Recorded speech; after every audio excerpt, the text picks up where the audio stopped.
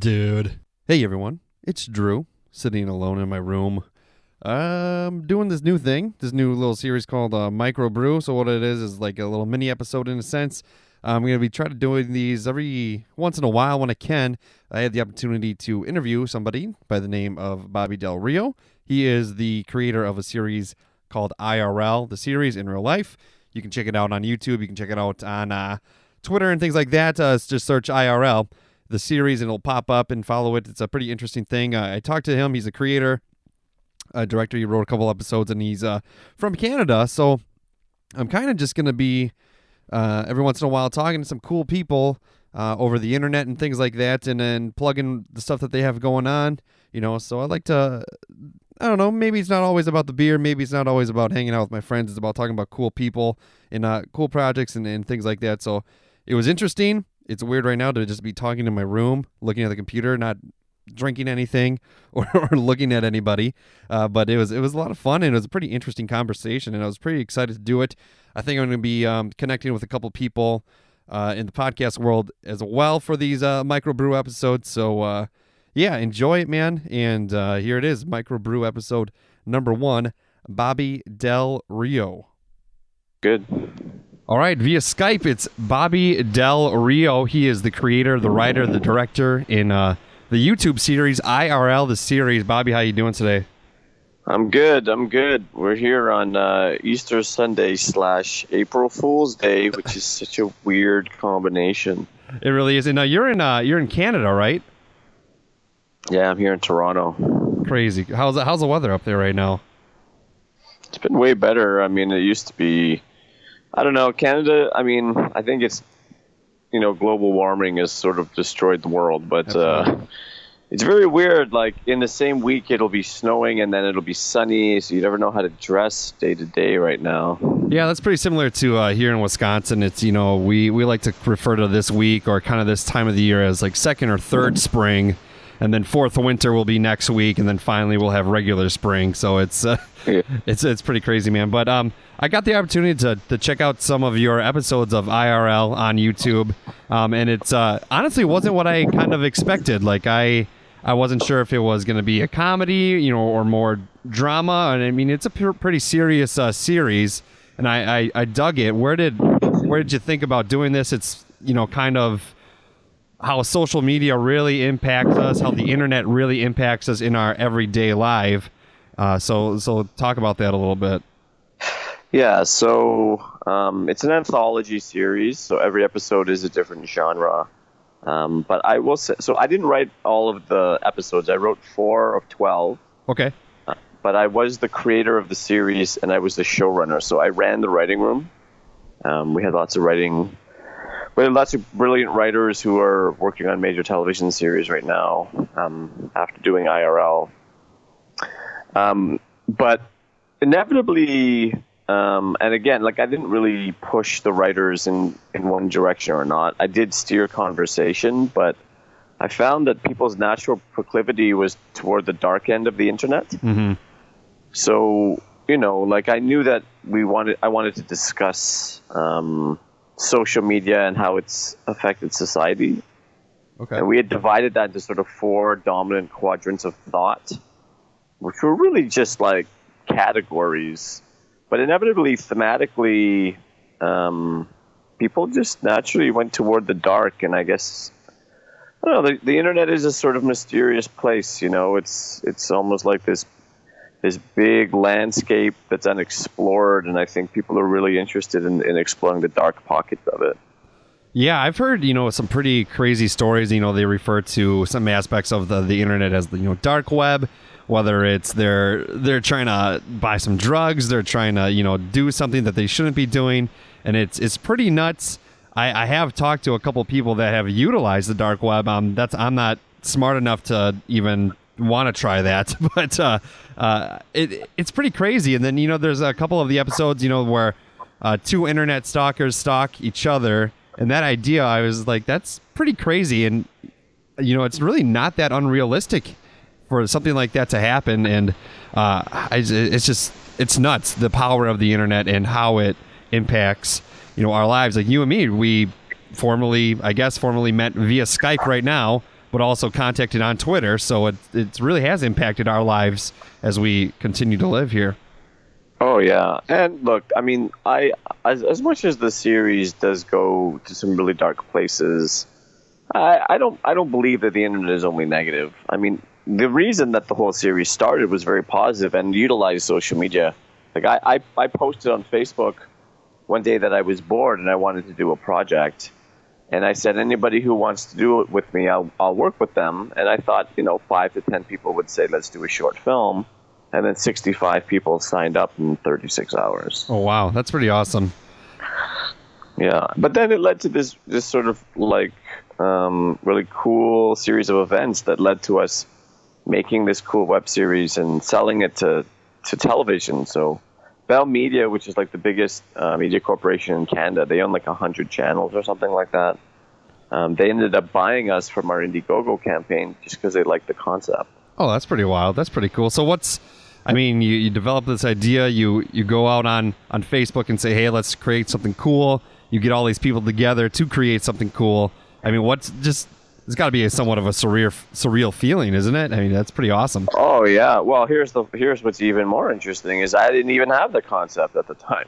Oh, that's awesome. I literally was like, I just want to do something. Yeah, just create something, get creative people together and do something cool. That's I don't know how familiar you are with podcasting and things like that, but from learning or setting up this podcast and reaching out to people, meeting various people, they're all, it's all over Twitter, it's all over Reddit and everything like that. I've met some really cool people and a lot of interesting shows, a lot of interesting concepts, and different opinions, different views are being brought to my attention just through this way. And it's incredible just like how creative people love to work together, love to help people out. And I mean, it's definitely worked out for you, and it's continuing to help me out right now, and it's a lot of fun. It's awesome.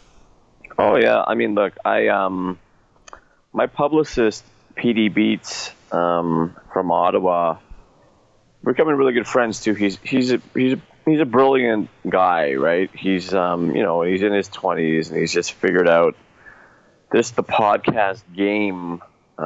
In this sort of like ever-evolving media landscape that we're in. But, he's got me on, I think I've done 30 podcasts in the U.S. in the last few months. That's exciting. Yeah, I work on third shift, so I don't really like working third shift because I'm tired all the time, but it's really nice that I get to listen to podcasts nonstop because I have nobody else in the office with me. So that's kind of nice, and yeah, you really get some cool perspectives. But let's talk about your life a little bit, man. Let's have you always grown up in Toronto, and what's the family dynamic like and everything like that? Okay. Well, let's see. So yeah, I was born in Toronto. My parents moved to the Bahamas for a few years. Oh, crazy. When I was like a baby, basically. Then we lived in London, Ontario. Not London, England. Okay. It's just like sort of a smaller city in Canada. And we were there for a few years, and then when I was about 10, we came back to Toronto, and I've been there ever since, and I'm 40 now. So yeah, I've been here, I guess. I mean, I was born here, but then we went away, and then I've been here steadily for the last 30 years. Crazy. That's awesome. So with your growing up, social media, Facebook, MySpace kind of really started in the earlier 2000s and everything like that. How did you get introduced to social media, to the internet, and how has your life changed as a result of that? So I've always been somewhat of an early adopter. I don't know what that means about me, but I was always interested, I was one of the first people in the Canadian entertainment industry to have his own website. Oh, wow. As sort of an actor and a writer, which now seems very, very basic, right? I mean, everybody has a website. You can create your own website on Wix.com in an hour for what, $10 or whatever the hell it is. Yeah, something like that. But at the time, it was like avant-garde. People I actually remember I received a lot of criticism. Because I was like the only person around who had their own website, and people were like, "Who the hell do you think you are?" And they would call me BobbyDelRio.com. Oh, really? which was my website. Yeah. And I just like to experiment, right? I was like, well, let me just try. Like, for example, even now, like doing all these podcasts, almost all of which are in the United States. So it's funny. I feel like I'm on this U.S. road trip. That's pretty awesome. And it's like I'm meeting people in California, and New York, and Alabama, and now Wisconsin. And I was on one in Arizona yesterday. But it's not really a common practice here in Canada. So there are not too many people in my industry, in my country, promoting their work as aggressively in the United States. It's a bit of a pioneer, and part of this is PD Beats, just being a really smart guy and pushing us into different territory.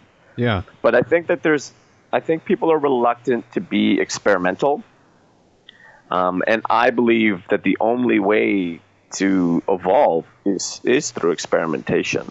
Absolutely. Yeah, you really need to try, different methods, because you see, a lot of people, and I can only speak for the people in the U.S. because I've never been outside of the country, but, like everyone, here does have a website, does have a Facebook or some sort of social media platform. So, yeah, it's kind of like the norm now.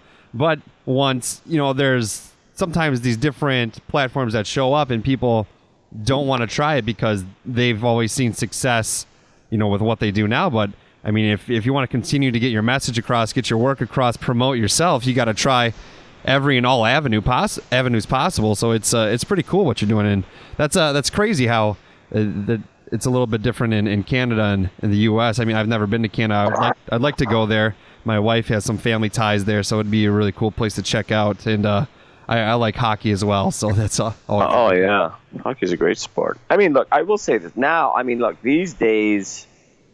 Everybody's got a website. Everyone's on social media. Right. Like now, that's not really avant-garde. But doing this podcast circuit is a little bit different, right? Mm-hmm. So here's what I'm saying. I think that what's going to be normal tomorrow is going to be on the backs of people who are willing to take risks today. Absolutely. But I find a lot of people don't want to be the first one in, and I love being the first one in. So your original question was something about how has my career changed basically because of technology over the years. And really, I think that my career is the same in terms of I've always kind of done what I'm doing, which is like acting in things and writing things and directing things. I've been doing that for 20 years. But you definitely, the way that you communicate to your audience, the way you tell those stories, the way you market your stories, that changes a lot with technology. But at the end of the day, it's the same thing. I mean, whether you're using Facebook or a website or a podcast or whatever the new thing is going to be tomorrow, at the end of the day, it's still me performing or creating a piece of work that I want people to see. Yeah, that's awesome. So, in a sense, your series IRL kind of brings attention to some of these things too, as different aspects of people's utilization of social media, utilization of the internet. Did you speak from experience as a person who's kind of like dived into these kind of things head first without having any really knowledge of whether or not it's going to be successful? What was the writing process for on the episodes that you wrote? Episodes that I wrote, I mean, I will say, yeah, for me as a writer, I tend to start with like personal experience. This is not to say that I have ever been a 16-year-old girl. Mm-hmm, yeah. But you find those parts of yourself that have that experience, and then you communicate it, right? So, I've never been a 16-year-old girl being online bullied, but I have been trolled and bullied online multiple times as someone who is pretty visible in the entertainment industry up here in Canada. Mm-hmm. And I don't know what it's like in the US, but in Canada, it's like we have this thing called the poppy theory. So basically, when poppies are supposed to grow at the same height, so when one poppy grows higher than the rest, mm-hmm. they cut it down. Okay. Right? They cut off that poppy so It no longer exists, so all the poppies are at the same height. So that's just a metaphorical way to talk about Canada, how anybody who stands out generally solicits like negative attention. People don't like it. Okay. Like I remember even, I've done things like just like market my show or be like, oh, come check it out. Like it's really good. And had people call me, oh, who do you think you are? Kanye West. Oh my goodness. I wouldn't even have gotten that like that. No, not even close. That's yeah. Like basic things like I'm not talking about putting out a billboard with my face or like I'm literally like talking about posting. Like if you say, oh, like I did this thing. This is the difference between Canada and the U.S. In the U.S., I do these podcasts, and, people are all like, oh, if you're like, I'm the greatest writer the world has ever seen, they're like, awesome, I can't wait to watch your next script. Right. In Canada, if you say, oh, I just wrote something, I think it doesn't suck 100%, people are like, who the hell do you think you are? Wow. Yeah, in America we get the trolls. Absolutely, they're all over the place, and sometimes people just troll for the sake of trolling. They don't mean what they say, but it still impacts the person, on the other end of the screen. And but yeah, we do live in a world of the Kanye West, the Kardashians, and everything, where the Kanye West always says constantly he's the greatest that's ever been, and he might be. I mean, he does have some pretty powerful albums to back that up. I think he's kind of a crazy dude, and I don't necessarily believe everything he says. But yeah, people will dismiss him, but a lot of times, they'll just do it for the sake of him being the butt of a joke, because they really can't dismiss him. The dude is a millionaire. He has incredibly, popular music. He's been incredibly successful. So a lot of times in America, it's people just trolling for the sake of trolling, but yeah, online bullying definitely exists, but every week I get a new episode of the podcast out. I share it and I say, hey, give it a listen if you haven't to. If you don't want to listen to it, keep on scrolling across your feed and everything like that. But yeah, and I don't think my podcast is the greatest podcast ever, but I love it and I have a lot of fun with it, and I try to think very highly of it, and it's a cool thing. So yeah, that's pretty crazy that they just try to cut you down and bring them down to that level. Do you think it's because people are, they're just afraid of getting left behind? They're not getting all the creative juices flowing, and they're jealous? I mean, sure. Yeah, I think that's part of it for sure. I think also, like this poppy theory phenomenon that I was talking about, it happens in like smaller economies that are basically unable to sustain like multiple vehicles for success.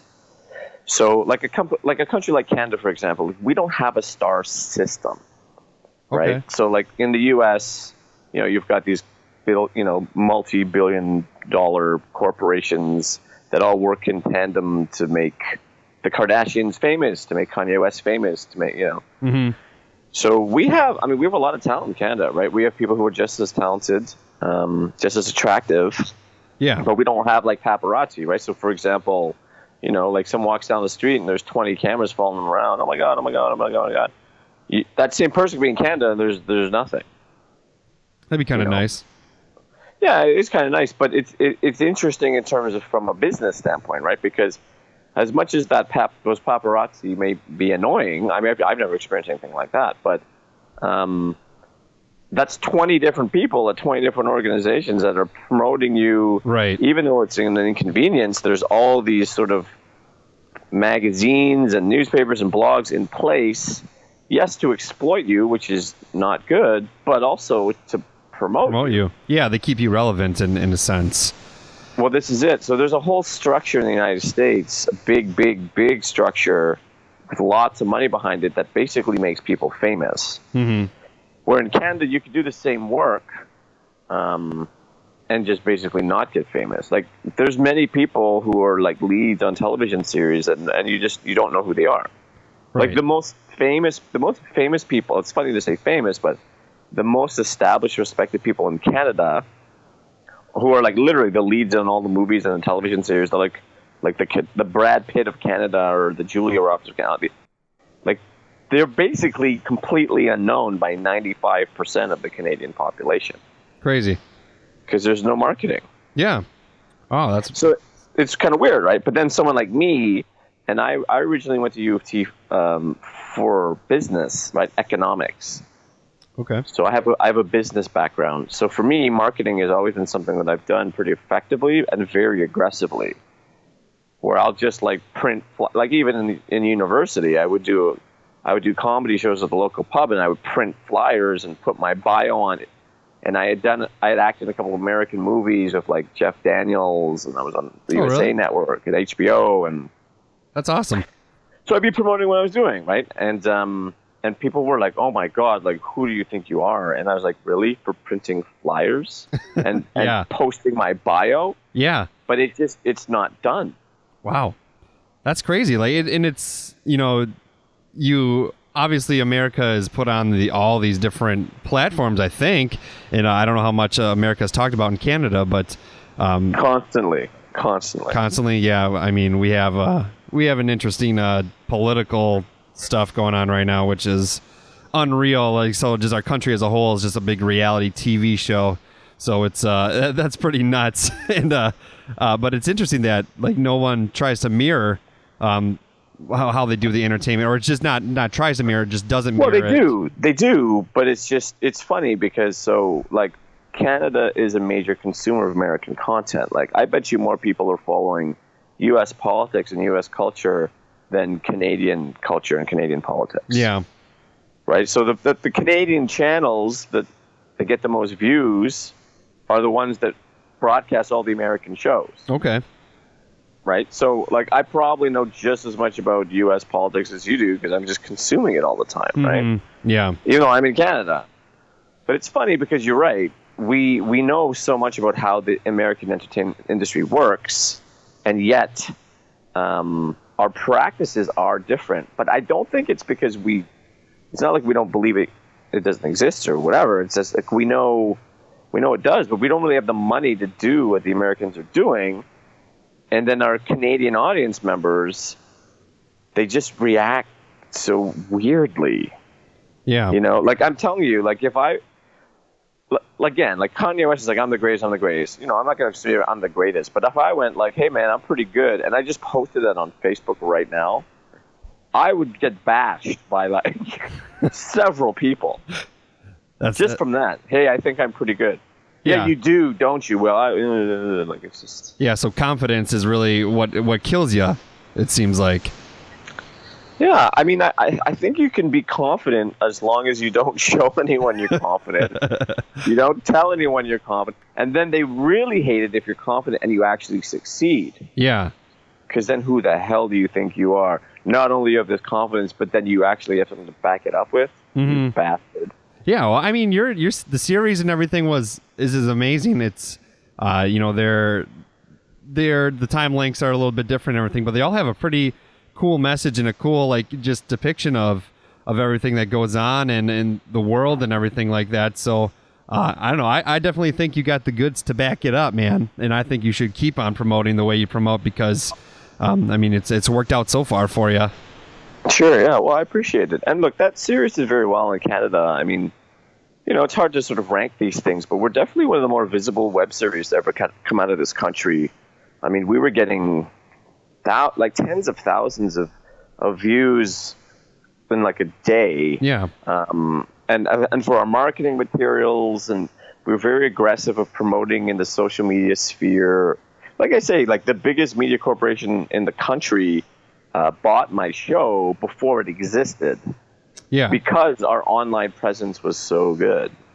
That's awesome. And it's a pretty cool thing. Do you have anything going on? So, for someone who hasn't watched IRL the series at all, where can they get it? How would you explain it? And is there anything what's coming up in the future?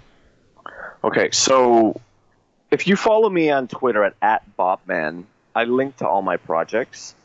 So on Twitter, we're at IRL the series. You can go to our website and watch them there. You can go on YouTube.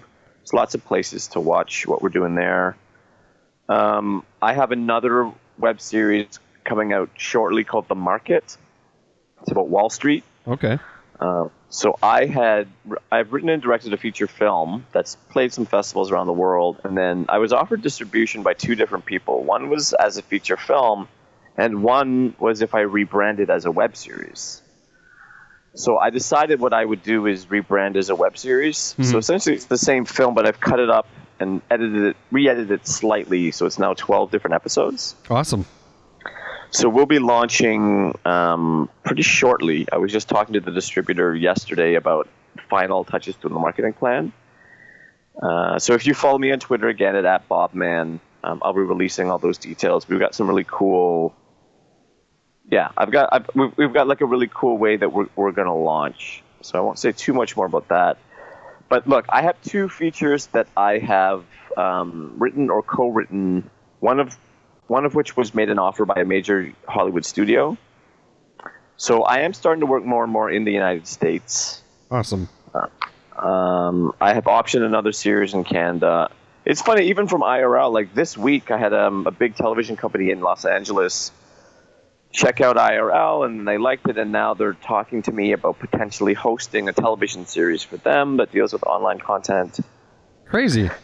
That's awesome. Yeah, so I'm just really building my online presence, but I'm definitely looking to the United States more and more. To be honest, I'm getting more attention and working more in the U.S. right now than I am in Canada. All right. Well, that's, as long as you can get the work done and continue doing all the cool stuff you're doing, man, more power to you. Yeah. Well, I am the greatest. You are, you are the greatest, and yeah, I definitely encourage anybody who hasn't watched IRL, the series, to check it out and gain a new perspective. Just enjoy it, and I like the episodes that I've seen, and I'm glad we were able to do this, man. I really appreciate it. Thanks, man. I really appreciate you taking the time and put me on.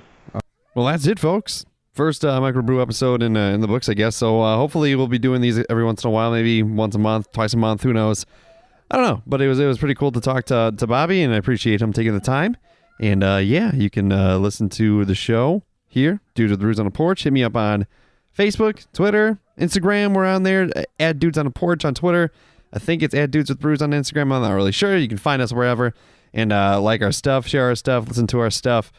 Give me a rating on iTunes. That would be pretty cool if you could do that. That would help me out. And yeah, thanks for listening. Thanks for hanging out. And we will see you next time, I guess, as they say. Pew Pew Audio. Goodbye, everyone.